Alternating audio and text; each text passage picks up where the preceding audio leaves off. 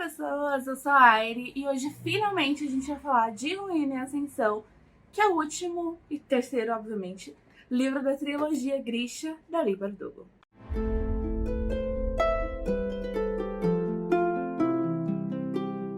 Bom, como sempre, eu não vou dar spoilers do livro que eu estou falando, mas eu vou ter que dar spoiler dos dois últimos. Então, se você ainda não leu Sol e Tormenta e se incomoda de spoilers, recomendo que não continue, porque vai ter.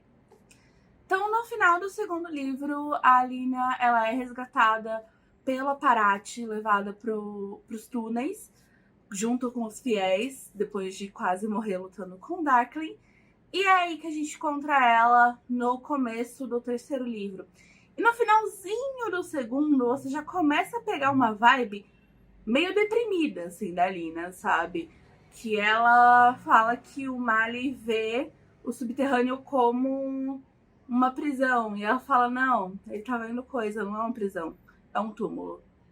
Ela tá assim, tipo, eu já morri já, vocês esqueceram de me avisar. E essa é a vibe que vai seguir esse livro inteiro. Ele é um livro muito... Ele é um livro bem introspectivo. As coisas não são tão graves assim, as que acontecem, mas as linhas de pensamento, o peso de todas as decisões que ela já tomou e que ela ainda tem que tomar, acabam se acumulando e dão uma ambientação assim bem pesada e bem interessante. E foi onde eu senti que realmente a Leigh Bardugo chegou onde eu achei que ela podia chegar desde o primeiro livro.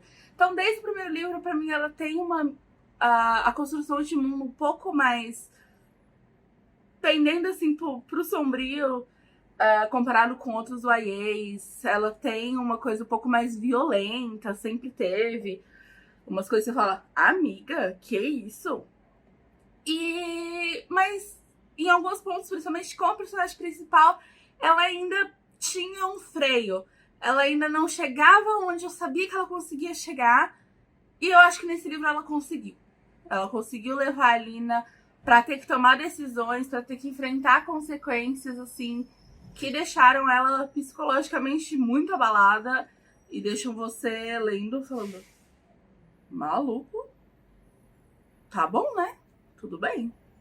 Começando do começo, né? Começando da parte já que ela tá ali nos túneis junto com a Paraty e com os fiéis.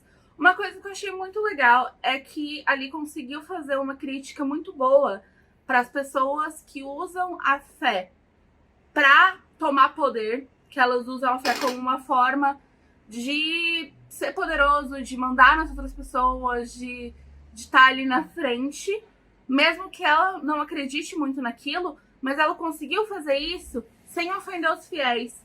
Então ela não teve uma representação caricata, ela não teve uma representação pejorativa das pessoas que acreditavam ali na Alina como santa, mas ela teve essa representação muito precisa do Paraty, que não realmente acreditava ela como uma santa, mas ele usava isso, ele usava o poder da fé dos outros para adquirir poder. Então eu achei que ela construiu isso muito bem. Ela conseguiu fazer essa crítica das estruturas religiosas e de como elas adquirem poder, sem ofender as pessoas que acreditam na religião e sem colocar os fiéis com aquela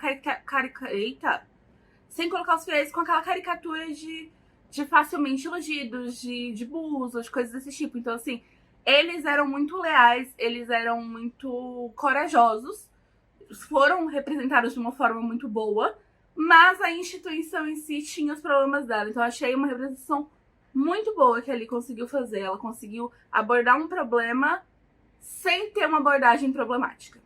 Uma coisa que eu gostei bastante desse livro, mais que o dos outros, é uma coisa assim, eu não sou muito fã do conceito estrito de vilão, de jogar tudo nas costas de uma pessoa só. E apesar de a gente continuar tendo Darkling ali sendo a cara do vilão, o nome do vilão, o foco de, ai meu Deus, isso aqui é quem a gente tem que derrotar, isso aqui é quem a gente tem que chegar, o que realmente atormenta a Alina durante o livro inteiro não é isso. É o que eu falei, são as consequências, são os pensamentos conturbados que ela tem, ela discutindo com a própria sede de poder que ela começa a sentir, quanto mais ela se envolve na história do Morozova, ela começa a sentir mais conexão com essa ganância que ele teve, com essa ganância que o Darkling teve, e ela começa a perceber que ela não é tão diferente assim deles. Então, a luta interna dela é muito mais presente do que a luta com um vilão. E eu acho essa construção muito mais interessante do que, tem o bem e tem o mal. Não, tem a pessoa que tá lutando aqui pelo bem, mas essa pessoa que ela também tem os pontos complicados dentro dela. Ela também tem ali o pontinho de virada. Batem muito na tecla de, se a Lina der a doida e quiser matar todo mundo, como é que a gente vai parar ela? Tem alguns pontos em que eles começam a discutir com a própria Lina maneiras de matar ela, se precisar. Esse é o nível da história. Então, eu achei um final satisfatório. Eu conheço muita gente que não gostou de como as coisas andaram. Eu não vou comentar exatamente do final, porque, né, spoilers. Mas eu achei que foi um fechamento satisfatório da história. Ela começou pra mim com um potencial não atingido e pra mim no final ela atingiu esse potencial, ela fechou bem essa história. Tem personagens interessantíssimos e que crescem muito durante toda a história. A Alina, ela começa insuportável, né? No primeiro livro eu não gostava dela, de verdade. Era a típica protagonista de YA, meio tapada, que tava pensando muito mais nos crushzinhos do que na história que tava acontecendo. Mas ela cresce muito, ela fica muito poderosa e ela fica muito ciente do lugar dela ali. E ela começa a perceber que ela não pode mais fazer o que ela quer. Ela tem que fazer o que tem que ser feito. Mesmo que seja a última coisa que ela quer fazer. Ela aceita que esse é o destino dela. Que ela não fazer é muito pior. Que ela tem essa questão muito da Lina matar ou não matar alguém. E ela começa a perceber isso, que dadas situações, ela não matar uma pessoa, ela tá condenando muitas outras. Então tem essa discussão moral de, ela pode não estar sendo a pessoa que matou, mas ela também está sendo responsável, de certa forma, por essas mortes. E ela discute bastante isso, de, eu tô realmente não matando? Não sendo a pessoa lá a dar o corte? E eu acho que isso aí levanta algumas coisas legais, que é um ponto que a gente tinha falado nos outros livros, que não é que eu não recomendaria isso para um adolescente, no sentido de, eu acho impróprio. Mas eu acho que se você ler um pouco mais velho, você vai entender melhor, você vai entrar mais nessas questões morais do que se você ler com 15, 16 anos. Eu acho que você vai ficar mais com os poderzinhos e com os romancinhos, você não vai ficar tanto com essas contemplações existenciais que esse livro tem. No final, ele não é exatamente surpreendente, mas eu não tenho nenhum problema com isso. Eu não tenho problema com histórias que você consegue ver onde ele tá chegando, desde que o caminho seja interessante. Na verdade, eu prefiro ver onde tá chegando do que um final tirado, né?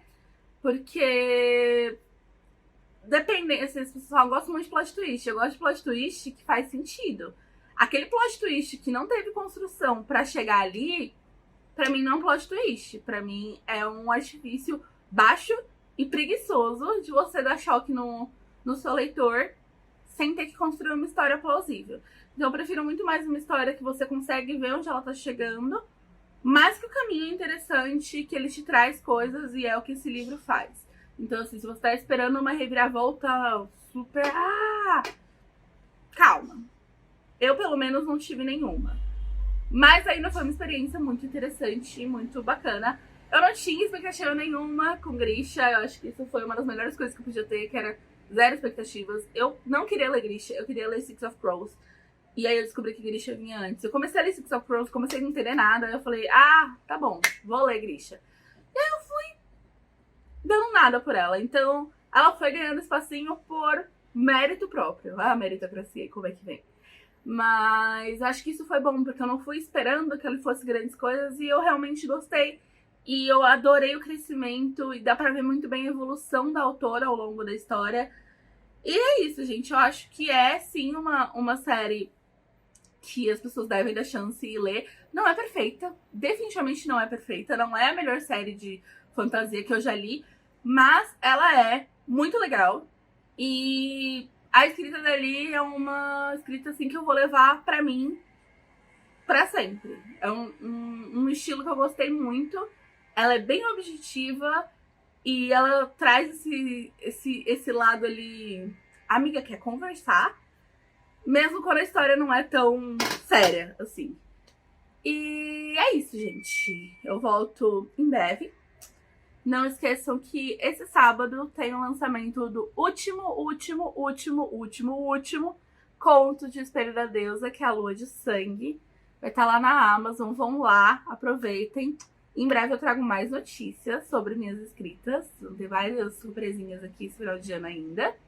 E não se esqueça de se inscrever nas Pixies, que vai ter sorteio entre esse mês e o próximo. Também vou dizer qual é o prêmio em breve e é muito bom. Muito bom. E tchau, tchau.